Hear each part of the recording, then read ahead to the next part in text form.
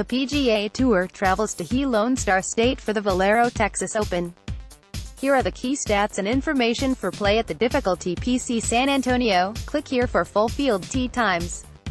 How to watch Thursday, Road 1, Golf Channel, 3:30 to 6:30 p.m. Eastern Time, live stream, https://www.golfchannel.com/gstream Friday, Road 2, Golf Channel, 3:30 to 6:30 p.m. Eastern Time, live stream, https://www.golfchannel.com/gstream Saturday, Road 3, Golf Channel, 1 to 2:45 p.m. Eastern Time, live stream, https://www.golfchannel.com/gstream CBS, 3 to 6 p.m.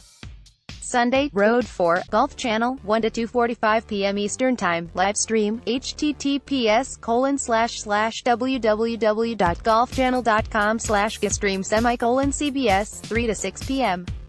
$6.2 million, $1,116,000 to the winner. Course, TPC San Antonio, at.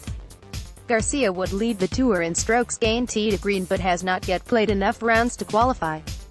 He is making his first start at this event since 2010. Garcia served as a player consultant to course co-designer Greg Norman. Joaquin Niemann making his professional debut after spending 48 weeks as the top-ranked amateur in the world. Niemann is the reigning Latin America amateur champion and is coming off a missed cut at the Masters. Charlie Hoffman on a difficult layup. Hoffman owns the best cumulative score to par over the last 5 years at 24 under par. Hoffman also has recorded the most birdies and eagles per round at this event since 2010 with 4.38, 2 weeks after his chances for a second green jacket disappeared into the pond that fronts the 15th green at Augusta National. Sergio Garcia is ready to get back to action. The Spaniard headlines the field this week at the Valero Texas Open, where he is the only player ranked inside the top 20 in the world on a course that he helped Greg Norman redesign in 2010. Garcia finished T45 that year at TPC San Antonio, but this marks just his second start in the event since 2004.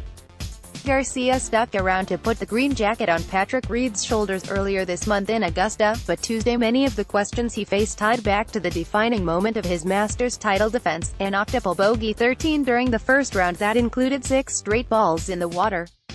"It's one of those things that happens, and it's happened to me before and it probably will happen again in the future," Garcia told reporters. "That's the nature of golf. There at Augusta it can happen, so it is what it is. I guess at the end of the day I'm excited to come here and keep playing well, like I've been playing pretty much all year, and see if we can get on a good run." Prior to his missed cut at the Masters, Garcia racked up 3 straight top 10 finishes including a 4th place showing at the Valspar Championship. He also added another trophy to his shelf over his past weekend, when he teamed with fellow Masters champ Ben Crenshaw to win the member tournament at Austin Golf Club. But coming off his first missed cut in 12 worldwide starts, Garcia is eager to put his watery disaster at Augusta National in perspective with some positive play on a course he had a hand in shaping. "You've just got to deal with it and put it behind and keep moving forward," Garcia said. "Obviously the Masters, it's massive, it's very important, but it's 1 week and you can't let 1 week ruin your whole year." Article tags Sergio Garcia, 2018 Valero Texas Open. Former top-ranked amateur Joaquin Niemann will make his pro debut this week at the Valero Texas Open. The 19-year-old has been the top-ranked amateur in the world for nearly a year, and he originally planned to turn pro earlier this spring. But Niemann won the Latin American Amateur Championship in January in his native Chile, which brought with it an invite to the Masters provided he remain an amateur. Niemann missed the cut at Augusta National after rounds of 76 to 77, but he is no stranger to life on the PGA Tour. He also qualified for last year's U.S. Open and finished T29 at the Greenbrier Classic, where he shot a final round 64. Now, Niemann is ready to test his game on the pay-for-play scale. "When I was an amateur I thought I was going to feel nervous because of being pro, but I think it's just the same," Niemann told reporters. "You just hit the ball and try to enjoy your round. I feel really good for this week and I think I'm prepared." Niemann can accept up to 7 sponsor exemptions this season, and he already has starts lined up at the Wells Fargo Championship, at. As the 2017 recipient of the McCormick Medal that goes to the number 1 ranked amateur, Niemann had exemptions into the U.S. Open and the Open which he forfeited in order to turn pro. In advance of his pro debut, Niemann signed endorsement contracts with Ping for clubs and Adidas for footwear and apparel. Niemann played 9 holes Tuesday with Sergio Garcia at TPC San Antonio, and he shared that the former Masters champ has been somewhat of a role model as he looks to transition from the amateur to professional ranks. "He's really nice with me. He always wants to play with me, and he's also good for me so I can learn a lot of what he's doing and how he is," Niemann said.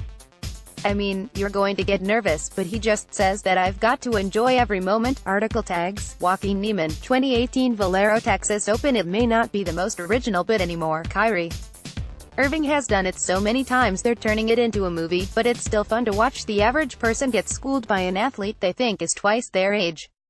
And former world long drive champ Jamie Sadlowski pulled the "grandpa" prank off to perfection recently, wowing some unsuspecting onlookers with a few ridiculous drives and some pretty decent acting skills, to boot. Check out the full video above. Article tags Grill Room, Jamie Sadlowski. Shotmakers, girls step up their game with the all that and more in this week's edition of The Social. They grow up so fast. One year you're growing out in the Bahamas without a care in the world, the next you're spending spring break at the wedding of one of your crew members. But even without the incessant week-long sponsored Snapchats, it looks like the boys found a way to have a good time despite trading in their swim trunks for tailored suits. Luckily, the new Mr. and Mrs. Kaufman didn't go full McElroy and allowed some photos of their big day in Birmingham, Alabama, to leak out.